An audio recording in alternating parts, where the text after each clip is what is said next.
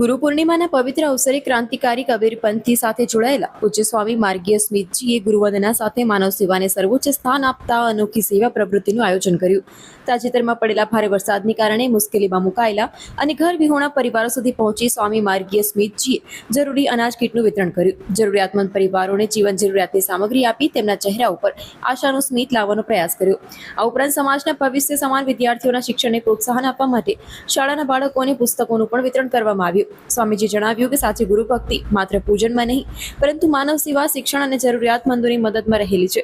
ગુરુ પૂર્ણિમાના પવિત્ર દિવસે યોજાયેલી આ સેવા પ્રવૃત્તિએ સમાજમાં માનવતા, કરુણા અને શિક્ષણનો સુંદર સંદેશ આપ્યો અને અનેક લોકો માટે પ્રેરણારૂપ બની છે।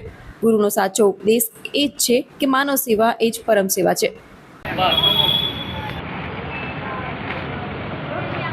ગુરુ પૂર્ણિમાના દિવસે ભારતની સંસ્કૃતિ પ્રમાણે ભક્તોએ ગુરુનું પૂજન કરવાનું હોય, એમની પાસે ઈશ્વરની અનુકંપા અને આશીર્વાદ પ્રાપ્ત કરીને સર્વજ્ઞ રીતે પ્રકૃતિ અને માનવજાતનું કલ્યાણ થાય એવી ભાવના અને ભક્તિ કરવાનો આજે આ પ્રસંગ છે।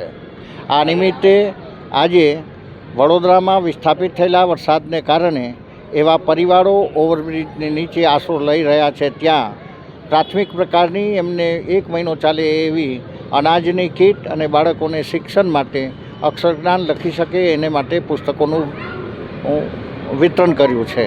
મારી સાથે જોડાયા છે સાપ્રતના હિતેશભાઈ, નંદુભાઈ અને હરિભાઈ વસાવા। આ સાથે રહીને આ કામ અમને પૂર્ણ કર્યું છે। જય હિન્દ, જય ભારત, સ્વામી માર્ગીય સ્મિત।